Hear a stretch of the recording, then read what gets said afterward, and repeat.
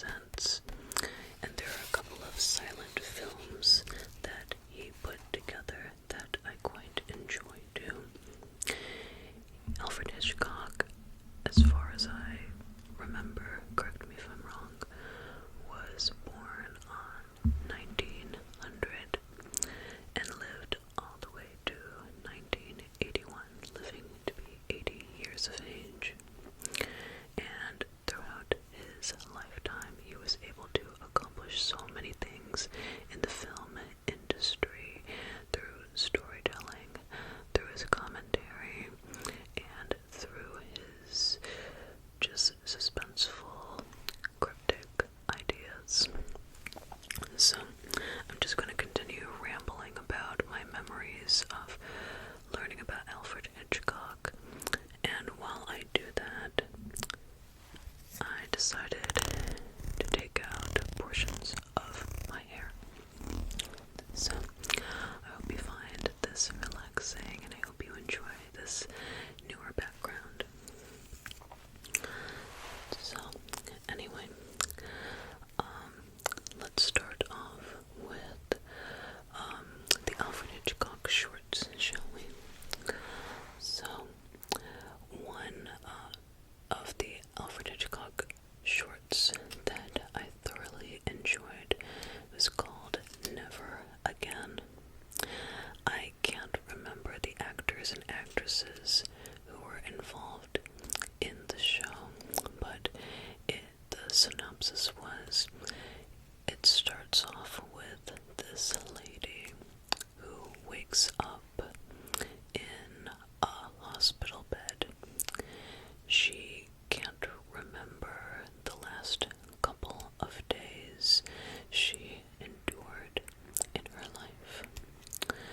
So she needs to take a couple of minutes to herself to remember what has happened, and more importantly, how she ended up in this hospital bed.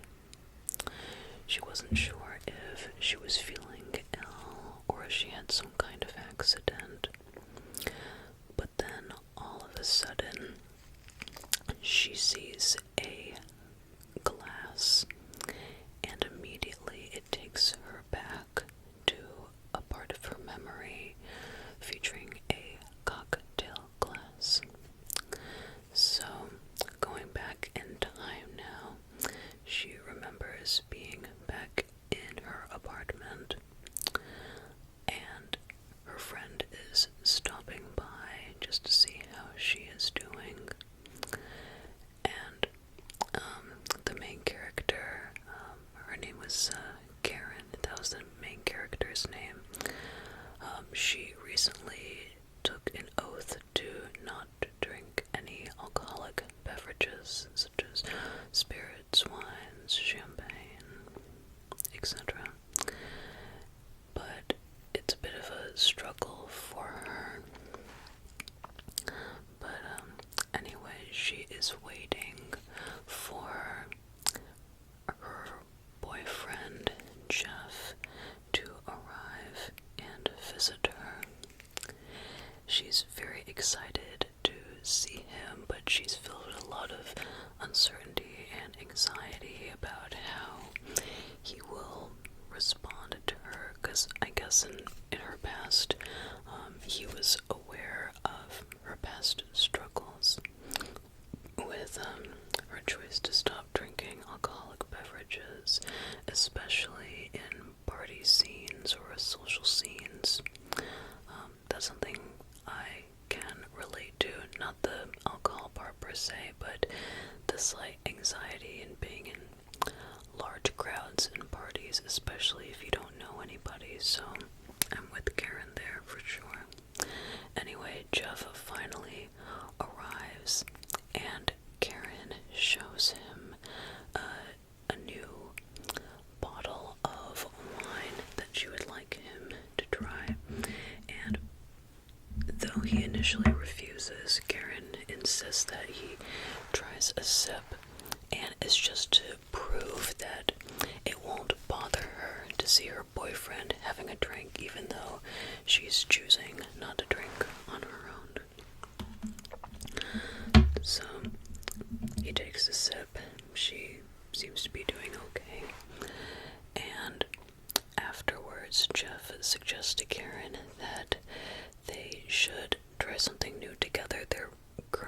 relationship is a little bit stale, and Karen insists that she wants their relationship to progress forward, and she's saying some things that are a bit of a Debbie Downer on herself. Like, she says, oh, I don't know why you keep on keeping up with this relationship with me, because I'm just so boring and your life seems so exciting. I just hope I'm not weighing you down. And I'm just like, Karen, girl, you gotta think higher of yourself. I know we all have our down days, and I know sometimes we might feel like we're a little bit on the boring side, especially if we choose not to drink or have a lighter alcoholic beverage. But hey, there's so many ways to have fun besides that. But I get it. I totally get it too.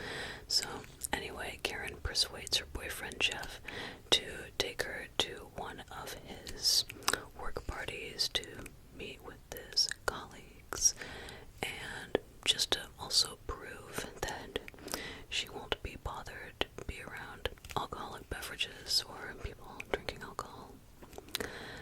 So they end up at the party, and while Jeff is doing very well, mingling with his friends and his co-workers, Karen is still feeling a little bit uneasy, but she takes some time on her own, walks around, observes other people talking and mingling, and at first when she's offered drinks and hors d'oeuvres, she refuses, but she still feels a little trace of anxiety, and her anxiety peaks when she and Jeff meet up with the hostess of the party. I'm trying to remember the name of the hostess. I can't remember at the top of my head. If it comes to me, I'll let you know her name. But Karen suddenly feels a little bit guarded, and I guess it's because the hostess seems very confident, also quite attractive, though Karen needs to recognize her own beauty too. And Jeff seems very warm with the hostess, perhaps even a little bit too warm for Karen's own personal comfort. And even at one point, she sees Jeff and the hostess go into one of the private rooms together, and honestly, I think with anybody dealing with that, anyone would feel uncomfortable with that situation, especially if they're not told about that ahead of time. So, Jeff, you being shady. Karen's feelings were totally valid there, especially if he didn't tell her what was going on ahead of time. So, as that sense of anxiety is rising, the show flips back to Karen in the hospital bed. So going back in the present during this timeline, Karen is facing more of her recollections, and she now understands where she got the thought of the cocktail glass. But then she takes a look and notices that her hand was injured and bandaged. So Karen is wondering, hey, what happened to my hand? How did I end up in this hospital bed, and what did I do to get my hand damaged and so injured? So, and she's also wondering where Jeff is, if he called for her, or if he was in another hospital bed. She's still trying to figure out what happened. So, she's thinking back yet again to the past, and she's facing more facilitation of her retroactive memory. So it's now going back to the cocktail party. She tried to mingle with some of the ladies, but to no avail, especially with everyone drinking and her heightened anxiety, and especially with her partner Jeff spending a lot more time with the hostess than spending time with her and not even checking in on her. So, eventually, let's see, I think at this point she runs into a person who is not one of the colleagues, but he is the younger brother of the hostess. I forgot his name too, but in my opinion, he looks a lot like, what's the name of that actor? Jerry Lewis. He looks a lot like Jerry Lewis. It's not Jerry Lewis who plays the little brother in this episode, but when I first saw him, I thought he was Jerry Lewis. That similar smile, similar facial structure. But anyway, the little brother of the hostess hands Karen a drink, and she says, "Oh, no thanks, I'm fine."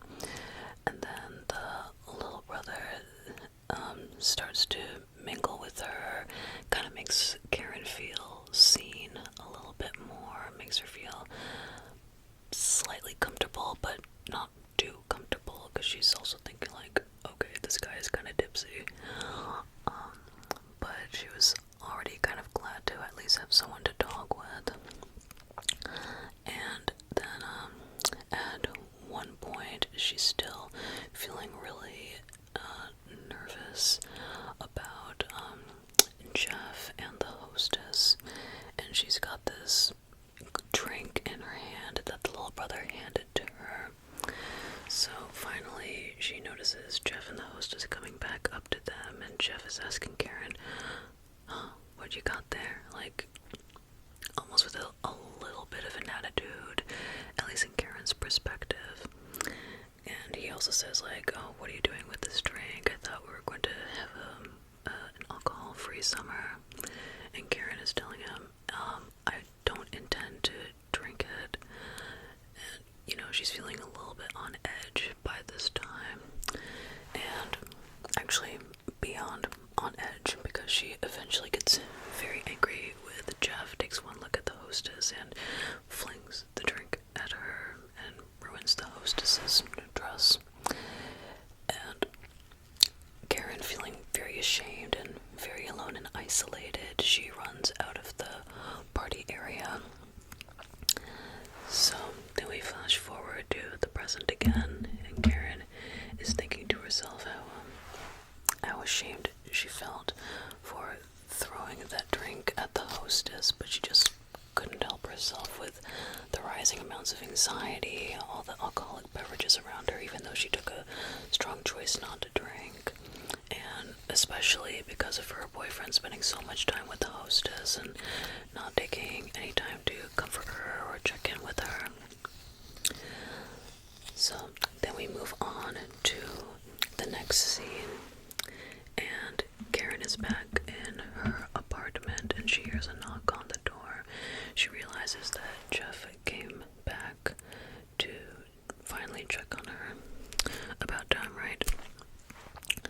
And she kind of apologizes for her behavior, but she also tells Jeff that she feels like they have nothing in common. I just remember the hostess's name. Her name is Renee. So Karen kind of hints to Jeff that they have nothing in common, and she wonders why Jeff still wants her as his partner. And she also hints that Renee seems to have a lot more in common with Jeff. But then I'm not sure if Jeff was gaslighting her or if he was telling the truth. There wasn't enough character development in Jeff for me to notice anything major, but he reassures Karen that yes, he wants to still be with her, and he's looking forward to the time when they are married. And this gets Karen suddenly so excited. She feels, oh my gosh, this is so unexpected. You never mentioned us being married ever. And then Jeff says that he loves her very much and he intends for them to be married. So Karen is very happy, feels very reassured and affirmed, and is delighted. Her anxiety is gone. So I just realized I saw my lipstick on my teeth. That happens. So Karen figures fixes up her makeup. She asks Jeff to help her fix things up with her necklace and jewelry, and then she somehow found the gall and confidence to tell Jeff that she wants them to go back to Renee's party. Yeah, go back to the party. I'm just thinking, Karen, you don't want to cool down a little bit. You don't want to, take some time, maybe just spend some time with Jeff. He seems happy to just spend the rest of the evening with you. Why do you want to go back to the party? But I guess Karen was just trying to prove a point to everyone that, hey, I may not be the shiniest one in the box, but I'm here with my man. We're going to be married, and we're here to mingle with everybody else and shine just like everybody else. So this delights Jeff with Karen's new confidence, and they head back to the party. So once they are there, he reassures to Karen that he loves her, and they run into the hostess, Renee. So Karen apologizes to Renee for her earlier behavior, but Renee says, "Oh, girl, it's okay, no worries at all." And she seems genuinely okay about it. She seems very relaxed. Either that or she's a very good actress. Go figure. So, after that, Renee asks Jeff and Karen if they'd like anything to drink. And as she's getting drinks for them, Jeff soon joins some of the guys. There's this older gentleman who is just recruiting all the men in the party to meet in this one room. I guess just for some more guy time. Why not? So, during this time, Karen is left alone again. Though she's not feeling as anxious, she just heads to one of the balcony areas, looks outside, listens to the music, kind of enjoying her time alone. And then Renee's little brother appears again. He's like, "Oh, hello again." So they chat some more, and because Karen is the most familiar with him outside of Renee and Jeff, she feels a little bit more confident. But as they are talking, she notices her boyfriend Jeff sitting on the couch with the hostess Renee, and they're not just sitting next to each other, they're sitting awfully close and almost look a little flirtatious together. So it's like, uh-oh, what's going on? Her insecurities are starting to come out again, her anxieties are coming out. Jeff is not showing any boundaries against Renee, and Renee's being a little flirtatious, leaning in really close to him. But anyway, Renee's little brother, who does not know that the lady he's talking with currently, Karen, is the lady that Jeff is planning to marry. So he doesn't understand the whole connection yet. But Jeff tells Karen, no, the little brother tells Karen, "Oh, you see that guy my sister is sitting next to? She told me that he is marrying this lady named Karen, and that he's very much in love with her, but she's got a problem with social gatherings and is not a social butterfly at all, and doesn't know how to have fun, is kind of a Debbie Downer." And this gets the real Karen, who's listening to this, very, very upset. So, suddenly feeling angry and boiled over by everything that is going on, she sips her drink, and not just, actually, she doesn't sip her drink, she gulps the entire drink. She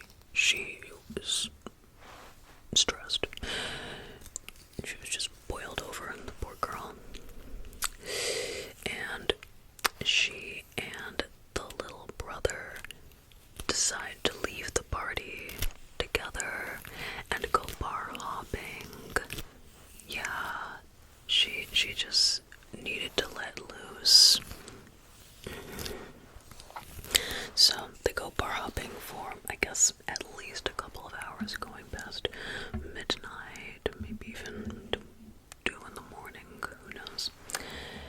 They're playing the jukeboxes, they're dancing all across town together, Karen and the little brother. So basically, there's nobody in the story who's coping too well or engaging in unhealthy behaviors the entire time. And by this time, Karen is very, very, very buzzed. But engaged in poor coordination. Her cognitive processing isn't as sharp as it was, and she's just completely let go and let loose. And the little brother, Renee's little brother, is also pretty tipsy as well, but not as tipsy. So finally, her boyfriend, Jeff, finds them in one of the bars, and Karen's eyes are slowly adjusting. They're feeling a little bit blurred, a little bit dazed, but she recognizes Jeff, and at first she's a little happy and content to see him again, but then she sees Renee come up behind Jeff, and she realizes that they were together this whole time. So she grows very angry again, Karen does, and she turns to get another drink, but the bartender says, "You had enough. There's no more for you, for the sake of your health and well-being." And she's fighting with the bartender, and then Jeff and Renee come up to her and tell her, "Hey, let's just go home so we can get some rest and recuperate." And Karen tries to have a little angry confrontation with Renee, saying like, "Oh, you think I don't know? You think I'm a fool? I know you've been seeing Jeff." And Jeff keeps on telling Karen to just calm down and that they can just go home. And Renee's little brother is just like, "What is going on right now?" But as Jeff is trying to take Karen home, she stumbles and bumps one of the glasses, and that ends up injuring her hand. So if we think back to the present moment when Karen was wondering why her hand was bandaged, that's how her hand got bandaged. We're starting to crack the code with the mystery with the cocktail glass and her hand being injured and bandaged. So after her hand is injured, Jeff tries to help her up again, and then her vision and her memory just gets very blurry, but the last thing she remembers is facing Jeff and feeling her blood just boil. So then we fast forward to the present moment, and after facing all these recollections, Karen is in her hospital bed crying, realizing what went down and everything that happened.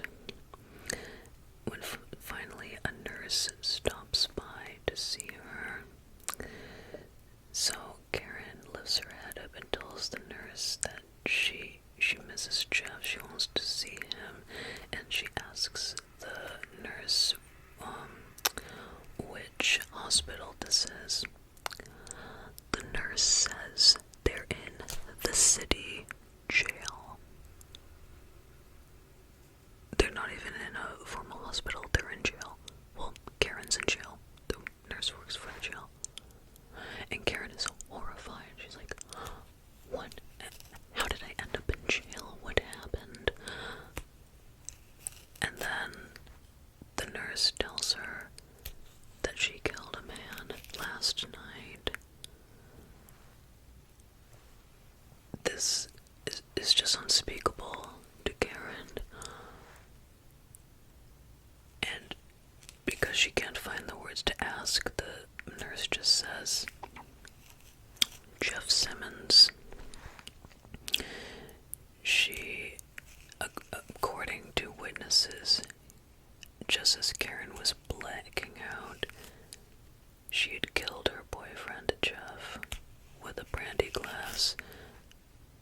same brandy glass that injured her hand.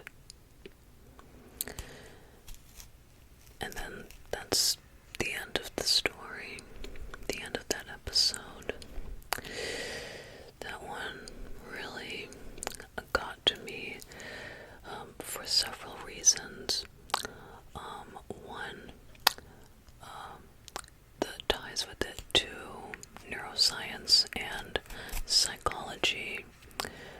So for example, when we talk about memory, the portion of the brain responsible for memory is known as the hippocampus. The flashbacks from the present to the past for Karen reminded me of that portion of the brain and how it can be compromised based on the significance or stressors of events. Another thing, another takeaway is that tug of war and struggle to belong versus the struggle to stay true to yourself. Karen had made a prior commitment that she did not want to drink at all, but at the same time she had a desire to be close to her partner Jeff, who did not make that same commitment. And Jeff is a responsible drinker, but Karen had some troubling past experiences with drinking, so that's how she made that choice in the first place, I think, at least. So, the desire to belong versus the protection of your inner true self. So it's quite fascinating. Another thing, knowing yourself, knowing of any limits you may have, having a sense of awareness and being aware of the type of motivation you have to make those commitments or limitations, responsible limitations for yourself. So, for example, if I had a motivation to stick to low alcohol drinks, and my motivation was so that I could make friends more easily, or I could be out in the party scene more and have fun and maybe get that external validation, that may not feel as satisfying for me in the long term compared to an intrinsic sense of motivation, which for example could be, I want to stick to a low percent alcohol drink or no drink at all because it makes me feel good, because I don't really see a need to feel buzzed, to have fun, or I primarily don't go to parties to get buzzed, but I primarily go to parties to dance and just celebrate getting through the week, and ideally with friends. So if you have more of an intrinsic trace of motivation, some research studies said that intrinsic forms of motivation are more satisfactory in the long term compared to extrinsic forms of motivation. And that kind of makes sense because extrinsic or external factors tend to change over time. It could be through trends, for example, or the latest fads. But if you go through an intrinsic route, relying on your intuition and your wisdom, that tends to stay a lot more consistent. Yeah. So, I find that quite interesting. So those were the main things that came to my head from watching the episode Never Again. And that was one of the things from Alfred Hitchcock Presents. Let's see. I'll quickly talk about another film Alfred Hitchcock participated in. I won't go into as much much longer. It's a movie, and it was called The Farmer's Wife. It's a silent film, and the synopsis and plot of this one is that it's about a farmer, and he recently became a widower. He recently lost his wife, and and at the same time, his daughter had just married, so he doesn't really have much of his family left with him, at least in his immediate home. But he still has his maid named Minta, and he also has a farming worker who kind of does all the rest of the tougher tasks, I guess. I don't remember his name, but he was one of my favorite characters because he has all these not bright facial expressions, but ostentatious facial expressions. Like if he frowns, it's an extreme frown, or if he's surprised, his sockets go like pop. So I liked him a lot. But anyway, the synopsis of it is that after the farmer's daughter gets married, the farmer tells Minta, his maid, that he's going to get married again and look for a new wife. I'm hoping this wasn't immediately after his daughter's wedding. I hope he actually had some time to mourn first, you know. But anyway, he goes across town, and first he finds one lady who is, I believe, a widow, a rich widow, and he tries to persuade her to marry him. She says no. She likes her independence, and he gets very angry at her. The next prospect of a bride is this very timid lady with a plain looking appearance, and she was putting a whole gathering together and had invited the farmer to attend. Her name is Miss Thurza Tapper, and the farmer asks her how she would feel about them dating, courting, and getting married, and Miss Thurza Tapper says no. She says she values their friendship very much, but she will not seek the shelter of a man's arms, not even his, and he gets very upset.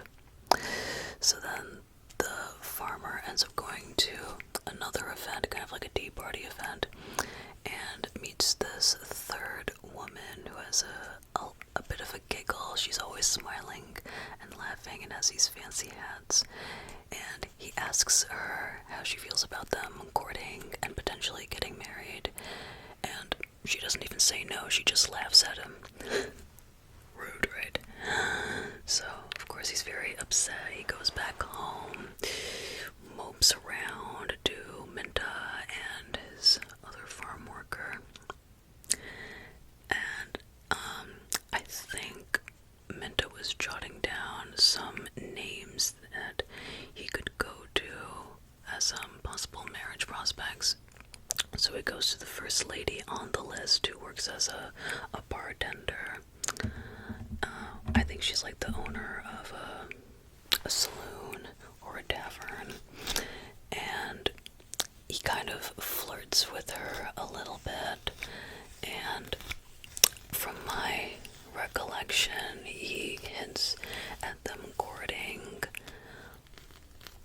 and at first the bartender lady appears flattered, but then later on she hears from the first three ladies the farmer got very mad at, and she quickly changes her mind. She's like, nah, if you're going to treat other women like that for saying no, what makes you think that I'm going to want to be married to you? Because even when I'm married to you, I'm going to say no sometimes, and you're really going to act like that with me. So I didn't blame her. My goodness, the poor farmer. Felt so bad for him, but I think he just needs some time for himself. Anyway, he heads back home, feeling dejected again. pass from his own chair to the other chair, which is empty. The other chair was the seat his wife used to sit on, facing him, and he thinks about each of the ladies he talked to on that chair, and he gets a disgruntled appearance thinking about each of them. But then all of a sudden, his maid Minta sits on the chair, and you can see she's still thinking about different marriage prospects for him. And then all of a sudden, it's like he's seeing Minta in a new way for the first time, and he realizes that no matter his different moods, no matter what he was going through, she had always been by his side. She's always been sticking up for him. She's always been a hard worker, and she's familiar with the family and the farm, and additionally to him, she's attractive. She has some attractive features.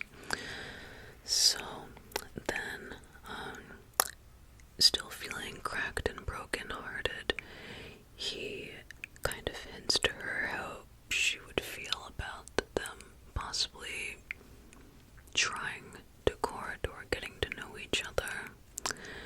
And to his surprise, Minta basically confesses that she always had feelings for the farmer this whole time, but because she was his maid and wanted to stay professional, she didn't really hint at anything about it. But upon hearing this news from the farmer, she said that she would love to stand by his side as his partner and as his companion.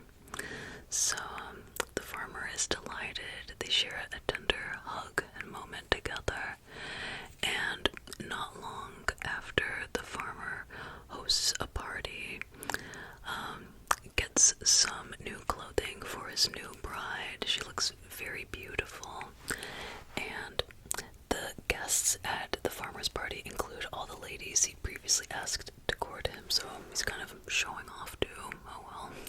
But he introduces Minta as his new bride to the party, and ironically, the two of the ladies who initially said no to him, actually no, all three of the ladies who said no to his proposal had come back and said, oh, I changed my mind, I actually do want to be with you. So it's all kind of funny at the end when they're just bewildered that he chose another lady instead of them. But at least there's a tapper congratulates him on his marriage and seems happy for him, and I think she was slightly relieved too. So that was basically the end of that story. Yeah, it's a nice feel-good movie to see if you don't have much to do, and if it's raining outside and you just want a cozy night in, maybe by the fire. I highly recommend it. Okay, so I didn't get to unravel all of my hair, but this video is getting quite long, so let me take the last 5 minutes to talk to you more about my impressions of Alfred Hitchcock and how he led me to discovering ASMR. So there was this one show, I forget about the name of it. It might be the morning show on NBC, but if you look up on YouTube, Alfred Hitchcock interview, in one of those videos where Alfred Hitchcock is in his 70s, it's this whole interview, and in the first couple of minutes, he talks about some of the fears he had. For example, he has a big fear of driving. He didn't get his driver's license until he was, I want to say 78, 79, which is crazy if you think about it. But hey, he got to that step. But around that section, that's where I experienced some tingles in my head and some ASMR. It was the way he Hitchcock, it was just so soft and calm, but very deliberate and very much a lot of diction and intonation and a fairly thick accent as well. And even his little lip smacks, those were the ones that got me if he had to pause to think about something, or if he took a breath before he was about to say something else. That used to give me a burst of tingles, and it even does now. Not as much because of the law of habituation to excessive stimuli, but even now I just find it extremely relaxing, and I could listen to him speak for maybe not for hours, but maybe 2 hours. I would say 2 hours. The reason why I hesitated to say hours or days is because I'd probably fall asleep.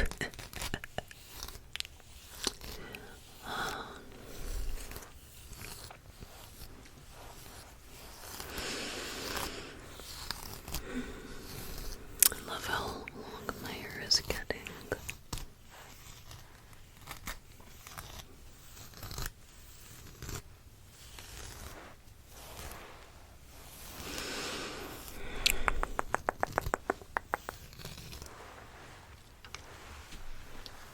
This all braids, afro hair.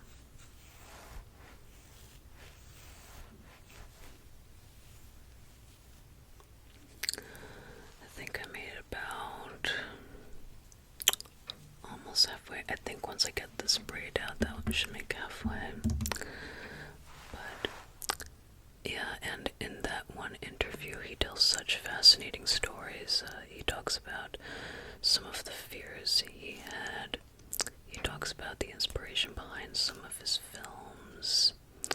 He talks about some of the birthday parties he used to throw for his wife, including one party where every single food item was blue. I'm not even kidding. I thought that was quite fascinating, especially for those times. And he has quite a sense of humor too. It's a dry sense of humor, but he's got a cute, adorable smile every now and then when he makes the host of the show laugh. I always found that quite endearing. So, if you're ever interested in checking that interview out, I almost want to say, I'm not sure if the host was David Letterman. It probably wasn't, but that's just the first name that came to my head. I could also just find the link and drop it into the description. Maybe I'll do that. And if you get ASMR from that video, let me know, because that's where it's not the first time I had ASMR when I listened to that video, but that's definitely a video where I've gotten some of the most tingles, for sure. Let's see, just trying to unravel the rest of this braid.